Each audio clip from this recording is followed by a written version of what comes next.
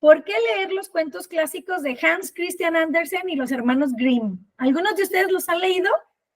Tal cual como están, sin que Disney nos llene la cabeza de tanta cosa. Pues es una sorpresa para mí que los hemos empezado a leer y son muy, muy, muy diferentes. Muy bien, Maribel, ella dice que sí, ella ya los leyó.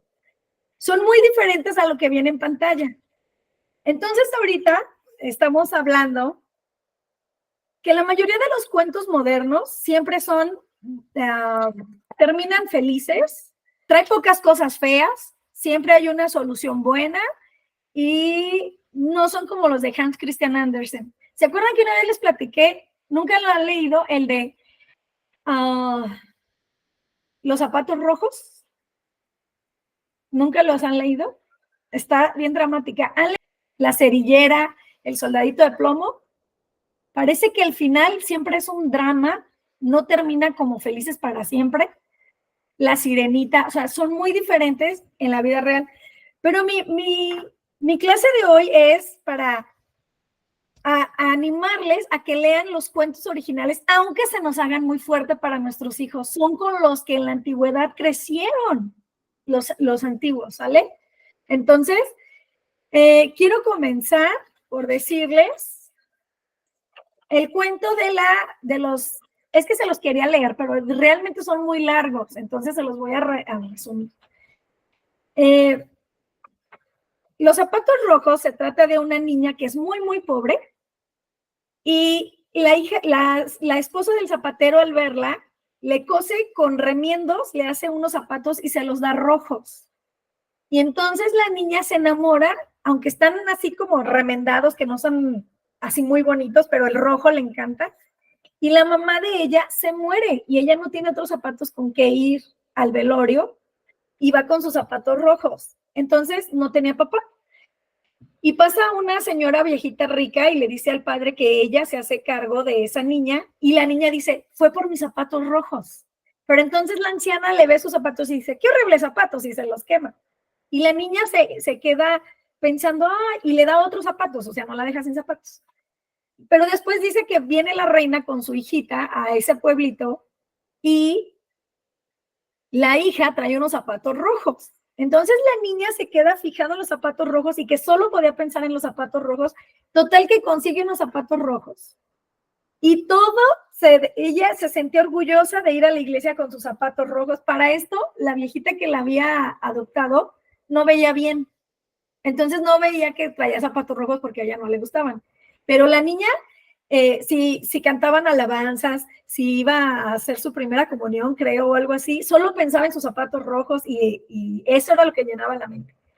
Total que al final sus zapatos rojos la hacen bailar y no podía parar de bailar, día y noche bailaba la niña. Le tuvieron que cortar los pies, le hicieron unos pies de madera. La niña lo prefirió y luego decía, no puedo volver a la iglesia, creía que no tenía perdón de Dios. O sea, el cuento está dramático, que tú dices, ¿de verdad le voy a contar esto a mi hijo? Pero lejos de eso, tiene una historia profunda. Ella se arrepiente, porque viene un ángel primero y la condena por sus zapatos rojos porque se enorgulleció y solo pensaba en eso. Pero luego ese mismo ángel viene cuando la niña se arrepiente, viene a su habitación y le perdona y le dice que Dios le ama y la transporta como de su habitación a la iglesia. Entonces ya todos nada más la ven en la iglesia y ella no sabe cómo llegó ahí. Y es como la redención que Dios le da a ella de verdad de arrepentirse. Está fuerte, o sea, yo solo le di a mis hijos y mis hijos se impresionaron así de... Ajá, exactamente, Maribel, los zapatos se convierten en su ídolo y se llena ella de orgullo, o sea, tiene muchas cosas en que reflexionar y así son todos los cuentos de Hans Christian Andersen y de los hermanos Grimm. Si ustedes leen Blancanieves de los hermanos Grimm, no termina como cuenta Disney. Y yo lo que quiero es ahorita hablarles por qué. ¿Por qué leer los cuentos clásicos de la antigüedad de Hans Christian Andersen y los hermanos Grimm? ¿Alguna vez ustedes han escuchado la imaginación moral? ¿Qué es la imaginación moral? ¿No? Ok, aquí va mi clase verdadera. cómo se despierta la imaginación y cómo se le vuelve moral a la imaginación. ¿Sale? La imaginación moral no es una cosa, ni siquiera una facultad, sino el proceso mediante el yo que crea metáforas a partir de imágenes recopiladas por la experiencia y luego emplea estas metáforas para encontrar y suponer correspondencias morales en la experiencia. Fíjense bien. La imaginación moral significa imaginarse una serie de posibilidades que se pueden dar en una situación particular para poder resolver un desafío. Cada cuento clásico despierta la imaginación moral a nuestros hijos. Escribí esto porque me encantó, porque dice, los cuentos compensan la experiencia de vida que les falta a los niños. Les va a poner un panorama que en el quizás ellos jamás se encuentren, ¿no? Como Hansel y Gretel cuando van por el bosque y ven la casa llena de, que es de dulce y se acercan y es una bruja ciega que los huele. ¿Se han leído ese? Ese también está fuertísimo. Porque al final sí echan a la bruja a la estufa, ¿no? Así al fuego. Pero la vida moral se trata de ser receptivo hacia otras personas. Y las virtudes son aquellos rasgos de carácter que permiten a las personas usar su libertad de manera moral responsable.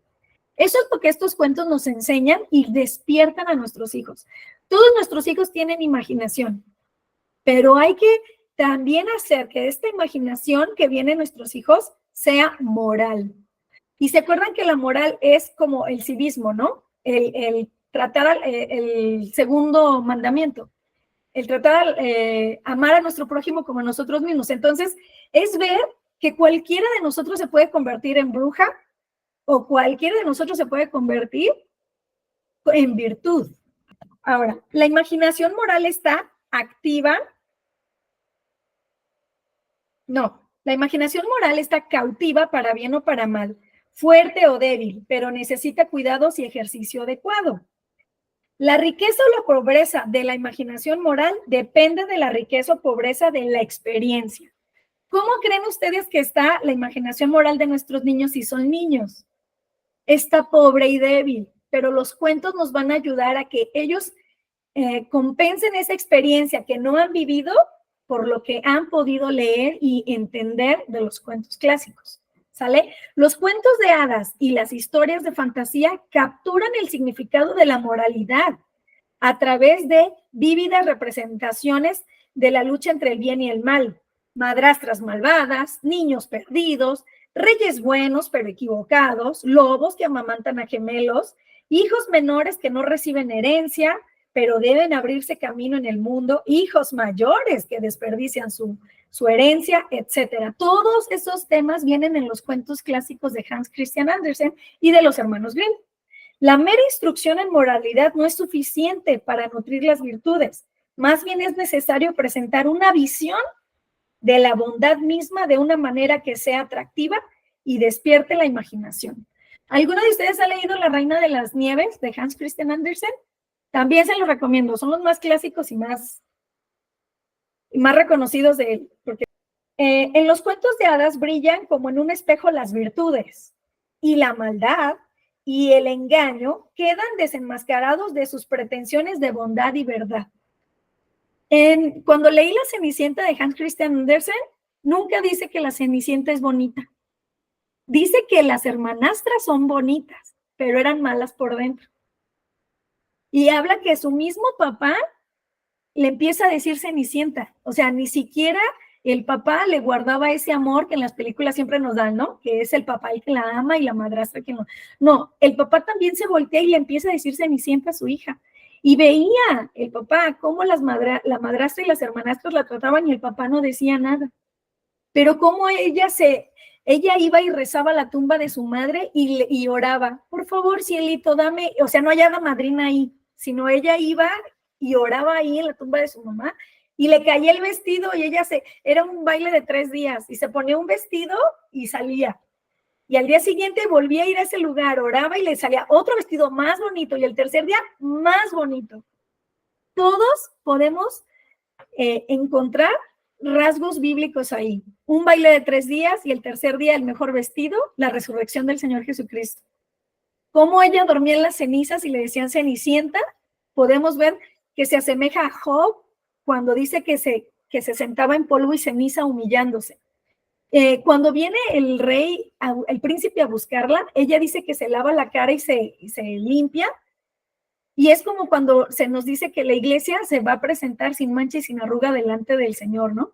Que tenemos que buscar esa santificación nosotros para presentarnos delante de nuestro esposo, que es Jesucristo.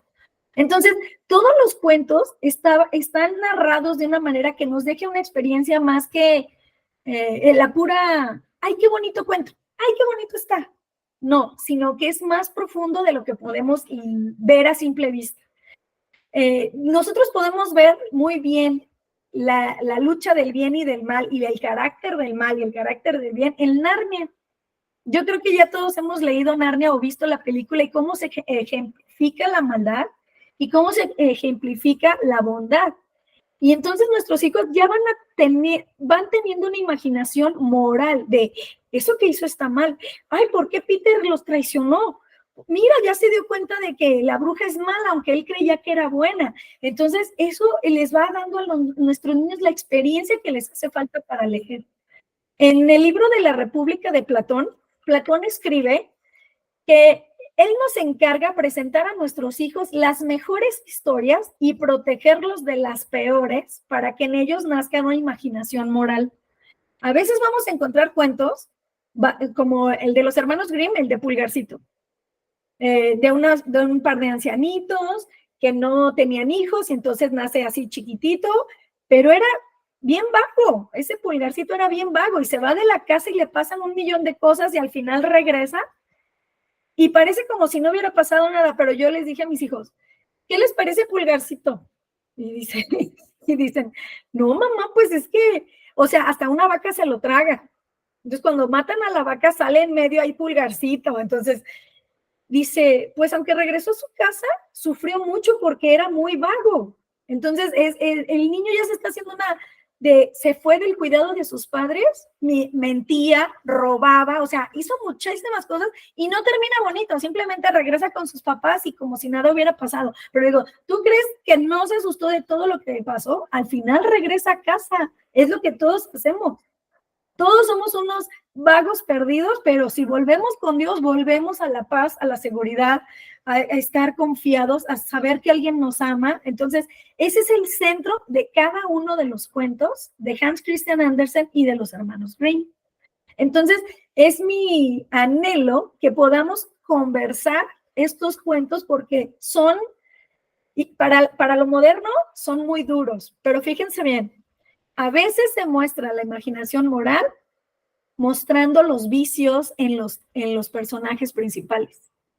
Se pueden ver los vicios y los niños pueden ver que es al contrario, porque ahorita estamos acostumbrados a los cuentos donde los buenos son muy buenos, no hacen nada malo y entonces les pasa algo malo, pero aquí puedes ver cómo pueden cambiar por ejemplo, en Narnia, Peter no es bueno con Edmond, también le contesta feo y también le trata feo, ¿no? Y entonces Peter por eso le agarra ese coraje y no le quiere hacer caso. Entonces vemos que cualquiera podemos ser un Peter, cualquiera podemos ser un Edmond, porque somos humanos, pero las historias nos dan ese balance entre puedo convertirme en alguien malvado o puedo elegir convertirme en alguien bueno, ¿no? Esa es la imaginación moral que debemos llevar a nuestros hijos, porque como que ahora los cuentos a la gente buena le pasan cosas buenas y a la gente mala le pasan cosas malas y luego a los buenos les pasan cosas malas, qué mal, pero luego todo se arregla y cuando no se arregla, ¿sí? O sea, así como que, y estos cuentos a veces son muy fuertes, o sea, me encontré con una señora que dijo, no, yo ya no se los leí, oye, no, eso de que le cortaron los pies, simplemente en el de la Cenicienta, las hermanastras se cortan un talón para que les quede la zapatilla, y la otra hermana se corta un dedo. Al final, los pájaros le sacan los ojos. Ese es el final de la Cenicienta real. Entonces, ¿qué es? Como siempre estuvieron ciegas a la belleza de su hermana, que era la interior, se les cobra sacándole los ojos para que de verdad ya no puedan ver nada. O sea, todo tiene una profundidad que hay que uno poder reconocerla, quizás no a la primera leída, pero a la segunda, a la tercera, que el Señor nos ilumine. Yo ahora que estoy volviendo a empezar la serie de Narnia con mi hijo, veo muchísimas más cosas que la primera vez que la leí. Ahora que estábamos leyendo el capítulo, creo que el 11, cuando se está descongelando ya Narnia, y dice que Peter escuchaba un ruido y que no recordaba qué era ese ruido, y que eran ya los ríos deshielándose y que entonces ya había el bullicio del agua, el borbotón lo oía y que decía, es el ruido del agua fluyendo, porque cuando llegaron a Narnia, pues todo estaba congelado, no había ruido. Entonces les digo, ¿se fijan, hijo? Cristo dijo que él sería la fuente de agua viva.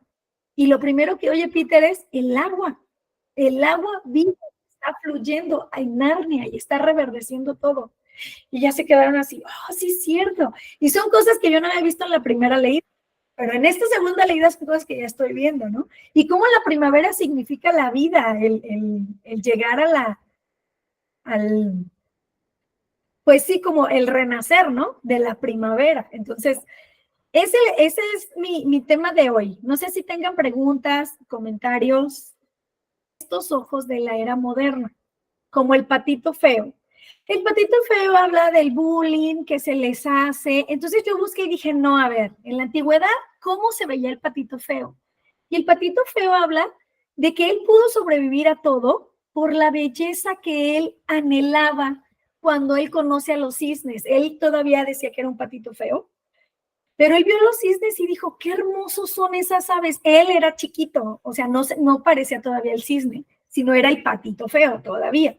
Pero él los ve cómo vuelan, cómo su alto, y entonces es la belleza, el anhelo de esa belleza lo que lo lleva a sobrevivir el invierno solo, porque él había nacido en una granjita y la mamá lo incuba y dice, ¿y este huevote por qué no sale? Porque ya habían salido todos los demás patitos. Y llega otra pata y le dice, va a ser un pavo, vas a ver, así me pasó a mí, va a ser un pavo, no lo vas a poner al agua. Mejor déjalo así. Y la mamá, la gallinita, la patita, siente feo y dice, no, lo voy a incubar un poquito más. Entonces lo incuba y sale, y pues sale bien gordito y feo, pero la mamá nunca le dice que es feo. Y dice, a ver si es pavo, y lo mete al agua y ve que sin nada, y dice, no es un pavo, sí es mío, aunque está feito, pero nunca le dijo a él que era feo. Entonces lo lleva a presentar y todos lo maltratan. Aún la niña que les daba de comer decía que lo mandaba así con el pie. Y entonces él dice, ay, no, aquí me va a ir muy mal. Y entonces brinca y se sale y va a un bosque y llegan unos gansos y le dice, ay, no, sí, unos gansos salvajes. Oye, ¿no te quieres ir con nosotros? Y en eso los matan porque era la cacería de gansos y matan a esos dos gansos y él se esconde. Total que él pasa, llega a ver a los cisnes y él, esa belleza que él anhelaba, lo mantiene vivo hasta la siguiente primavera. Y cuando ve el reflejo y dice, yo soy igual que ellos, él no sentía envidia, sino él anhelaba eso. Entonces, ese cuento del patito feo nos lleva a querer nosotros anhelar esa belleza para tenerla. Es como nosotros buscando la belleza de Jesús y tratando nosotros de parecernos más a él a través de leer su palabra y de obedecer y todo eso. Entonces, esa es la enseñanza. Y si tú lo buscas en internet, ¿qué me enseña el patito feo? Es contra el bullying, que no te dejes, que tú por dentro es lo que vales. Entonces yo leí eso y dije, no puede ser, porque en aquel tiempo pues el bullying ni siquiera se mencionaba. Y dije, esta no puede ser lo que de verdad quería enseñar Hans Christian Andersen. Entonces encontré y dije, ese es, o sea, es el anhelo por la belleza lo que lo sostuvo. Y cuando se da cuenta en su reflejo, sí soy igual que ellos, ni siquiera se enorgulleció, sino que agradeció. Ay, no importa todo lo que pasé, mira qué hermoso soy ahora. Es como termina el cuento. Ay, hasta quiero llorar.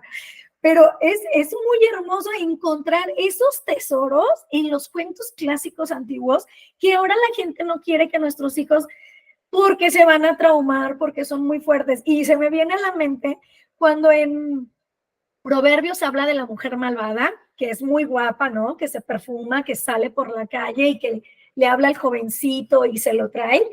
Y estos cuentos también te hablan de eso, de esa belleza externa, pero del corazón podrido, de cómo sus actitudes hablan de lo que tienen en el corazón. Entonces nuestros hijos también se pueden atentos, ¿no? A decir, ay, mamá, como esto o como lo otro, ¿no? Y los cuentos te muestran esa realidad del mundo allá afuera, que primero Dios, pues nuestros hijos que no pasen, pero que tengan, ay, se congeló, pero que tengan esa idea de que existe gente así, que hay que tener cuidado. Me gusta mucho cuando en Narnia siguen al pajarito, y ¿cómo sabemos que el pajarito es bueno? Y uno responde, ¿cuándo has visto que un pajarito en el cuento sea malo? Sin embargo, nadie dudaba que los lobos eran malos. En los cuentos siempre te muestran que los lobos son malos. Entonces era algo que los niños aprenden, ¿no? Así por medio de los cuentos. Es importante para el desarrollo de la imaginación moral que los niños aprendan a lidiar por sí solos con los temas de una historia, que se les permita hacer preguntas y pensar profundamente sobre lo que ven, oyen o leen en una historia. ¿Qué es lo que dijo Maribel? Nosotros no tenemos que decirles, mira, hijo, es una metáfora, y lo que te quiere enseñar es esto. No, sino que los mismos niños agarran la onda. Es que de verdad los niños son bien listos.